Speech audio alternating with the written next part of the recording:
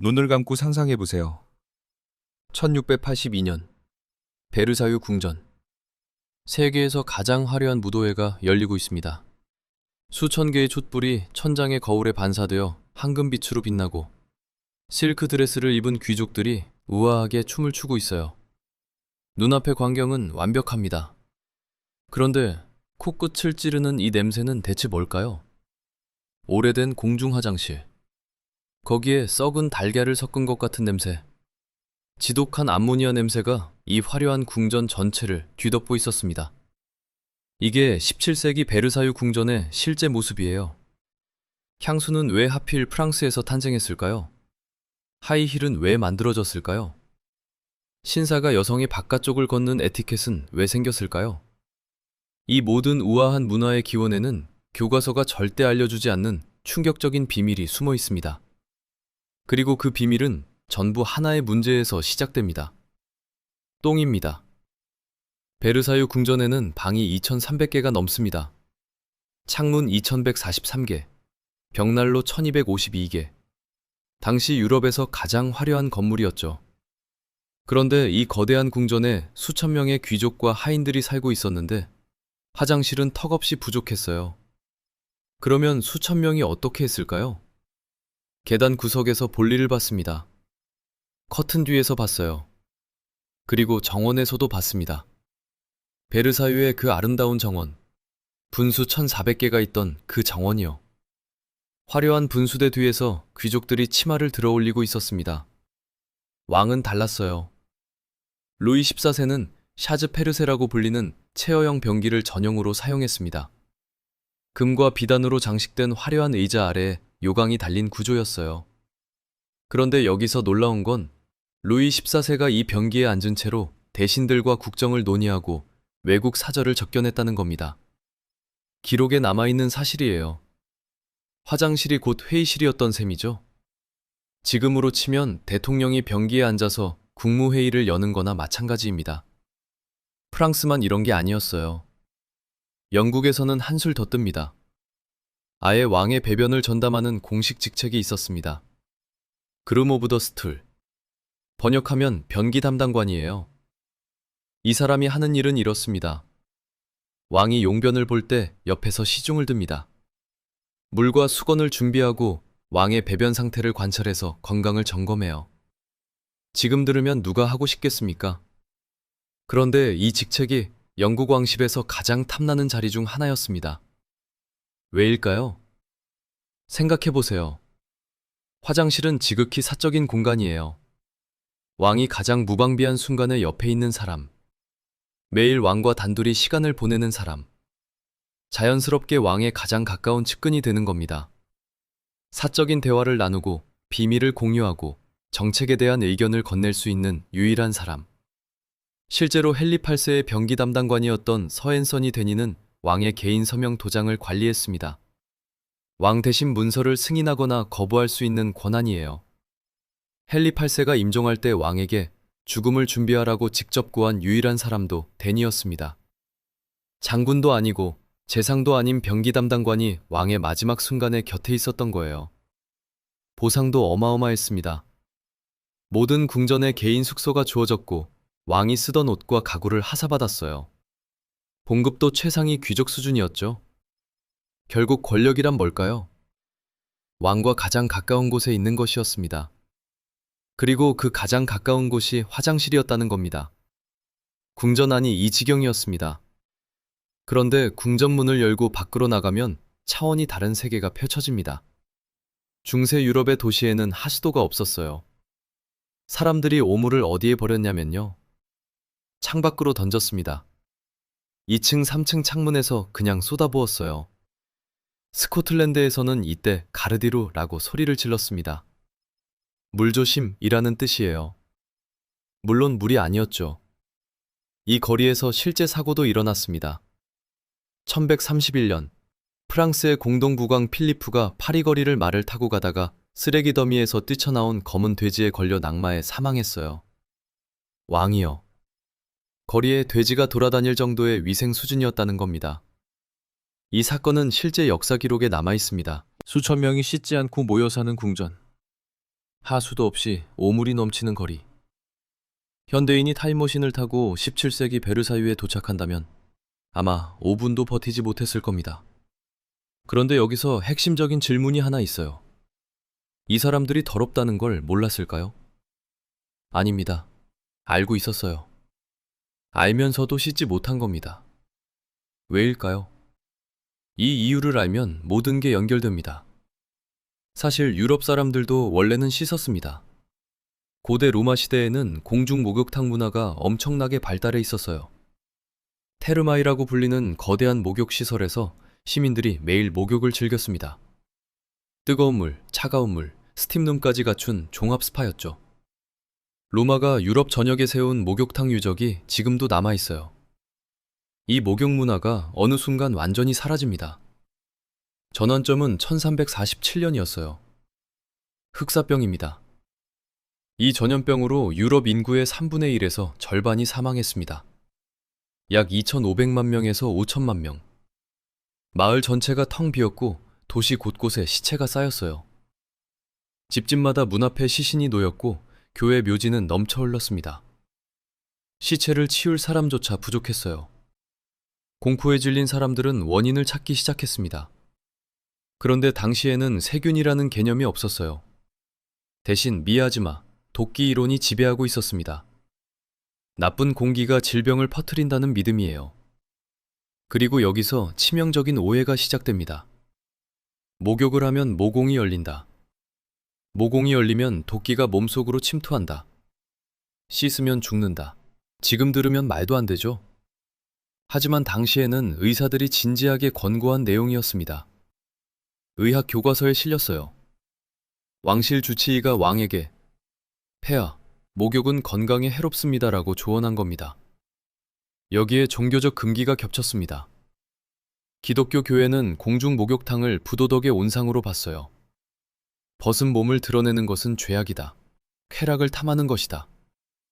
이런 인식이 퍼지면서 로마 시대 번성했던 공중 목욕탕들이 하나둘 문을 닫기 시작했습니다. 흑사병의 공포와 종교적 금기. 이 두 가지가 결합되어 씻지 않는 것이 건강하고 도덕적인 것이라는 완전히 뒤집어진 상식이 만들어졌어요. 결과적으로 유럽인들은 수백 년간 씻지 않게 됩니다. 한 가지 비교를 해볼게요. 인류가 달에 발을 디딘 건 1969년입니다.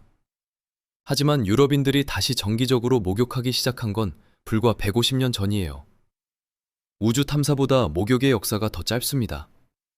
대신 뭘 했냐면요. 물 대신 깨끗한 리넨천으로 몸을 닦았어요. 속옷을 자주 갈아입으면 깨끗하다고 생각한 겁니다. 하얀 속옷이 사회적 지위의 상징이 된 것도 이 때문이에요. 하얀 속옷을 자주 바꿔 입을 수 있다는 건 부유하다는 뜻이었으니까요. 물로 씻는 대신 옷으로 닦는 세상. 자, 이제 핵심입니다. 수천 명이 씻지 않고 모여 사는 궁전. 곳곳에 방치된 오물. 이 상태에서 무도회를 열고 연회를 해야 합니다. 냄새가 상상을 초월해요. 어떻게 하겠습니까? 바로 여기서 우리가 아는 우아한 문화가 탄생합니다. 첫 번째, 향수입니다. 프랑스가 향수의 본고장이 된 이유. 방금까지 들은 이야기를 떠올려 보세요. 답은 간단합니다. 냄새를 더 강한 냄새로 덮어야 했어요. 그런데 이 이야기에 한 겹이 더 있습니다. 프랑스 남부에 그라스라는 작은 마을이 있어요. 지금도 세계 향수 산업의 수도로 불리는 곳입니다. 원래 이 마을이 뭘로 유명했는지 아세요? 가죽이에요. 가죽 무두질 산업이 주력이었습니다. 무두질 과정에서 나는 악취는 상상을 초월합니다. 동물 가죽을 벗기고 기름기를 제거하고 약품에 담그는 과정에서 나오는 냄새요. 이 냄새가 마을 전체를 뒤덮었어요. 어떻게 했을까요? 가죽 장갑에 꽃향기를 입히기 시작한 겁니다. 악취를 가리기 위해서요. 이 기술이 궁정으로 올라갔습니다. 왕실의 채취 문제와 가죽 산업의 악취 문제. 이 두 가지가 만나면서 프랑스는 세계 향수의 수도가 됐어요. 샤넬 넘버5의 뿌리를 거슬러 올라가면 씻지 않는 귀족들의 채취와 가죽 무두질 공장의 악취가 있었던 겁니다. 낭만이 아니라 악취에서 시작된 산업이었죠. 두 번째, 하이힐이에요. 하이힐의 최초 기원은 10세기 페르시아 기마병들이 말 위에서 발걸이를 안정적으로 디디기 위해 신었던 굽높은 신발로 거슬러 올라갑니다. 그런데 이 신발이 유럽에서 폭발적으로 대중화된 데는 전혀 다른 이유가 있었어요. 중세 유럽의 거리를 다시 떠올려 보세요. 하수도가 없어요. 오물이 길바닥에 그대로 흘러다닙니다. 비가 오면 오물과 빗물이 섞여서 온 거리가 하수구가 됩니다. 이 오물을 밟지 않으려면 어떻게 해야 할까요? 굽을 높이면 됩니다. 나중에는 쇼핀이라는 30cm짜리 플랫폼 신발까지 등장했어요. 오물이 그만큼 깊었다는 뜻입니다. 세 번째, 신사 에티켓입니다. 남성이 여성의 바깥쪽을 걷는 관습. 왜 이런 게 생겼는지 아세요? 2층이나 3층 창에서 오물이 쏟아질 때 도로 바깥쪽에 서 있는 사람이 맞을 확률이 높았거든요. 남성이 바깥쪽을 걸어서 오물을 대신 맞아주겠다는 겁니다. 우리가 신사적이다, 매너 있다고 생각하는 이 문화가 사실은 똥물을 피하기 위한 생존 본능에서 시작된 거예요. 이뿐만이 아닙니다. 가발, 화장, 양산, 벼룩잡이 목걸이, 드레스 안에 숨기는 이동식 요강까지. 이 시대의 패션과 에티켓, 거의 전부가 같은 뿌리에서 나왔어요. 씻지 않는 몸에서 나는 냄새, 머릿속에 서식하는 이와 벼룩, 거리에 넘치는 오물. 화려함의 모든 것이 더러움을 감추기 위한 위장이었습니다. 흑사병 시대 의사들이 쓰던 그 유명한 새부리 가면도 마찬가지예요. 그 긴 부리 안에 향료와 약초를 넣어서 나쁜 공기를 걸러낸다고 믿었거든요. 미야즈마 이론의 산물이었습니다. 지금 보면 기괴하지만 당시에는 최첨단 의료 장비였어요. 정리하면 이렇습니다. 향수는 채취를 덮기 위한 것이었고, 하이힐은 오물을 밟지 않기 위한 것이었고, 신사 에티켓은 똥물을 대신 맞아주겠다는 약속이었습니다. 우리가 우아하다고 생각하는 문화의 뿌리가 전부 이렇게 더러웠어요. 그런데 이 더러운 세상은 대체 언제 끝났을까요? 놀랍게도 끝난 지 불과 150년밖에 안 됩니다. 그리고 변화의 시작점이 기가 막혀요. 냄새가 너무 심해서 의회가 문을 닫을 뻔한 사건입니다. 1858년 여름, 런던. 기온이 평년보다 훨씬 높았습니다. 그늘에서도 34도를 넘었고 햇볕 아래는 48도까지 올라갔어요. 그런데 문제는 온도가 아니었습니다. 냄새였어요. 템스강이 썩고 있었습니다. 런던 인구가 100만 명에서 250만 명으로 폭증하면서 하수와 오물이 전부 템스강으로 흘러들어갔거든요. 거기에 폭염까지 겹치자 강 전체가 거대한 오물 웅덩이로 변했습니다. 악취가 도시 전체를 뒤덮었어요. 그런데 이 냄새가 어디까지 도달했냐면요. 템스강 바로 옆에 있는 영국 의회입니다. 의원들이 회의를 할 수가 없었어요. 커튼에 석회를 뿌려도 소용없었습니다. 의원들이 구토하고 회의실을 빠져나갔어요. 역사에 기록된 이 사건의 이름이 대악취, 영어로 The Great Stink입니다. 수백 년간 아무도 해결하지 않았던 하수도 문제를 냄새가 해결해버린 겁니다. 의회는 벤저민 디즈레일리의 법안을 18일 만에 통과시켰어요. 도시 역사상 가장 빠른 입법 중 하나였습니다. 토목기사 조지프 바잘게트가 설계한 런던 하수도 공사가 1859년에 시작됩니다. 총 132km에 달하는 주요 하수관을 깔고 벽돌 3억 1,800만 개를 사용했어요. 공사는 1875년에 완공됩니다. 놀라운 건 바잘게트가 만든 이 벽돌 하수도가 지금도 런던 하수 시스템의 기본 골격으로 쓰이고 있다는 겁니다. 150년 전에 만든 하수도를 아직도 쓰고 있어요. 비슷한 시기, 과학이 결정적인 한 방을 날립니다. 1860년대 프랑스의 루이 파스테르가 세균 이론을 발표한 거예요. 질병은 나쁜 공기가 아니라 눈에 보이지 않는 세균이 옮긴다. 이 발견으로 수백 년간 유럽을 지배했던 미야즈마 이론이 무너집니다. 목욕을 하면 모공으로 도끼가 들어온다는 공포가 사라진 겁니다. 비로소 유럽인들이 다시 씻기 시작합니다.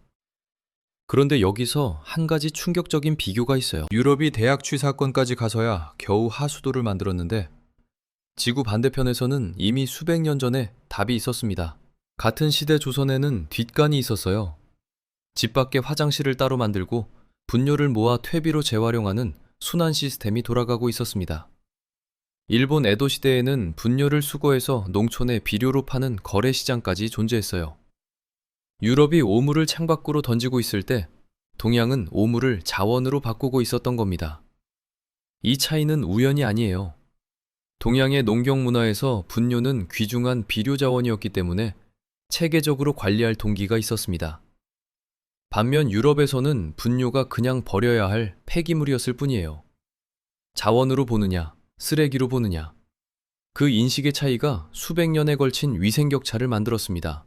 1847년 헝가리 의사 제멜바이스가 손을 씻으면 산모 사망률이 떨어진다고 주장했을 때 유럽 동료 의사들이 그를 조롱했어요.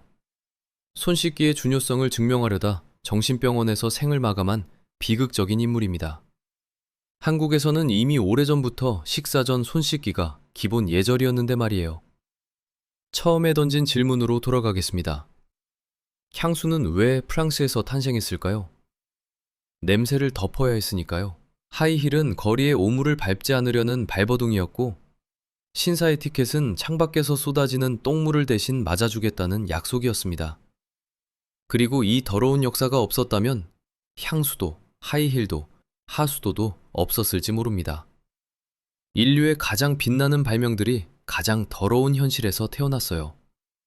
위기가 혁신을 만든다는 이 역설은 어쩌면 모든 역사에 적용되는 공식인지도 모릅니다.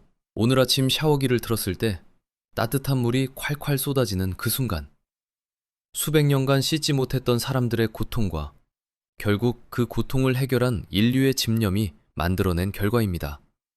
결코 당연한 게 아니었어요.